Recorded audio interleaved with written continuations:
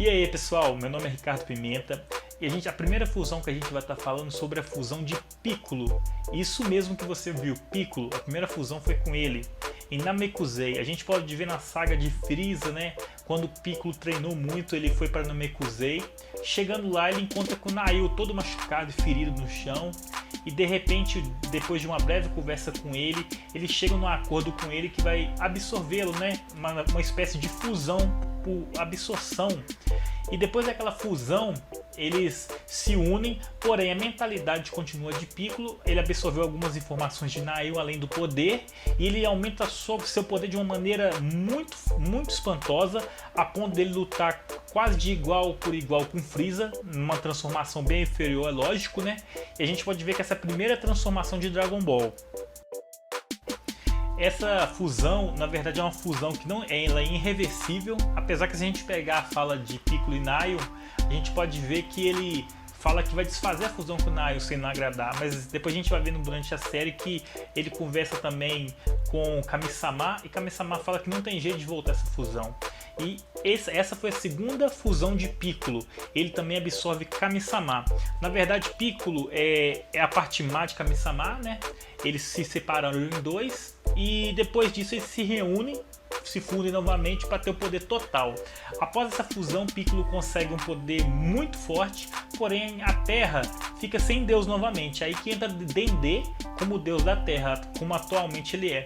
Então a segunda fusão de Piccolo foi com Kami-sama, que atualmente ele tem o poder do Kami-sama dentro dele. Pessoal, vamos à segunda fusão. Essa é das fusões mais legais para mim também, que eu acho, não uma das mais poderosas, mas uma das fusões mais legais da série, onde a gente vê Kibito e Shin, né, eles se fundem através do brinco Potara, né? Após Goku quer ver como que é naquela época, mas foi uma das fusões que mais ajudaram na série até o momento. Essa para mim é uma das fusões mais fantásticas, porque o personagem ficou muito engraçado. Gotenks. Essa fusão é uma das mais impressionantes da saga de Dragon Ball, onde a gente pode ver os dois garotos Goten e Trunks se fundindo, né? Onde através de uma dança chamada dança Metaboru, eles unem as pontas dos dedos e se fundem. Uma observação que quando eles erram os passos dessa dança, eles podem fundir de forma errada e nasce um guerreiro fraco, na verdade, né? Gordo, magro ou com alguma dificuldade. Mas quando finalmente eles atingem o auge dessa dança e acertam todos os passos, eles conseguem atingir um nível extremo de transformação. Gotenks conseguiu até mesmo se transformar em Super Saiyajin 3, ou algo que naquele momento nem Goku conseguia, porque quando ele se transformava em Super Saiyajin 3 ele ficava fraco, porque estava morto, né? Então eles conseguiram facilmente e quase derrotar o Buu. Eles que brincavam muito, deu liberdade para ele e acabaram perdendo, mas essa é uma das fusões mais iradas da saga. Vegito. Essa é uma das fusões mais legais da saga, onde a gente pode ver Goku e Vegeta se fundindo através da união dos brincos Potara, a mesma união que foi usada em Kibito-Shin, né? E a gente vê que depois disso eles se tornaram um guerreiro basicamente perfeito, que nem precisava se tornar em Super Saiyajins, que já vencia o Buu. Lembrando que o Buu estava na sua forma mais poderosa e apenas com um soco, somente o vento, ele conseguiram cortar a bochecha dele. Então a gente pode ver que ele era muito forte. E depois que eles foram absorvidos, a fusão se desfez por causa da química do corpo de Buu. Eles foram absorvidos por ele, mas de forma proposital. E essa é uma das fusões mais fortes que chegaram. Eles não venceram o Buu porque não quiseram, porque eles chegaram no auge do seu poder naquela série. A gente pode ver essa fusão também novamente, né? Quando eles vão lutar contra Zamasu, eles se fundem novamente com os brincos. E Vegeta volta novamente, mas agora Ben 10, o cara tá com cabelo azul, né? Super Saiyajin Deus. Então ele vem para detonar. Porém, o tempo da fusão não dura muito e eles acabam se desfundindo. Mas a gente pode ver um relance muito legal da luta entre Zamasu e Goku, né? Que foi muito legal. Essa foi uma das vezes que o Goku também se fundiu. Super Buu. Essa fusão foi muito bacana também, que a gente pode ver o Ubi, né? Ele tá lutando contra Baby ali, já tá no corpo de Vegeta, e ele não tem, sabe, sequer chance, apesar de Ubi ser muito obstinado, muito forte. E naquele momento o Majin Buu salva a vida dele e os seus pedaços estão no canto ali e tudo, e ele decide se unir a Ubi, e aqueles pedaços vão grudando no corpo dele, uma fusão que eu posso dizer que é por absorção, porque Ubi era a reencarnação do Buu maligno. Se a gente for ler Ubi de trás para frente vira Buu, então é a reencarnação do Buu maligno. Então eles finalmente se unem novamente e ele fica muito forte. Infelizmente não foi forte o suficiente para vencer Baby, mas a gente tem o nascimento de um dos guerreiros mais fortes da saga. Apesar de ele não ter nenhuma mudança física drástica, mudanças muito poucas, principalmente sua roupa, mas um guerreiro muito legal. Pessoal, essa fusão é para entrar em contradição mesmo. A gente vai falar sobre a fusão do Super 17. Hoje a gente admira muito o 17, porque no campeonato ali, o torneio do poder, ele foi um dos mais fantásticos, o vencedor do campeonato, é o que mais mitou. Mas se a gente voltar na saga do GT, a gente vê ele de uma maneira maligna, onde ele consegue se fundir com outro Android 17 de outro futuro, e os dois se fundem, né, formando assim o Super 17, um guerreiro com cabelos longos, muito musculoso, capaz de absorver energia e quase derrotar Goku. Foi um dos guerreiros mais fortes do momento, sabe? E naquele momento eles eram do mal, foram influenciados pelo Dr. Mac Gero, né? E a gente pode ver aquele também outro doutor que criou o Baby. E os dois ali lutam de uma maneira mortal contra Goku. E Goku, quase no seu final ali, ele consegue dar um punho do dragão e assim destruir o Super 17. Mas foi muito fantástico e tá aí pra gente relembrar o nosso passado de Dragon Ball GT. Gogeta, sua primeira aparição a gente vê no filme de Janemba, onde Goku e Vegeta se fundem através da dança Metamoru. Eles juntam a ponta dos seus dedos, né, e depois eles fundem seus corpos, assim como o Gotenks, e eles adquirem aquela forma magnífica onde eles vencem Janemba muito facilmente com apenas um golpe. Cara, foi fantástico, essa fusão muito bonita. A gente costuma lembrar de Gogeta como se fosse na saga GT, mas na verdade Gogeta tinha aparecido bem antes.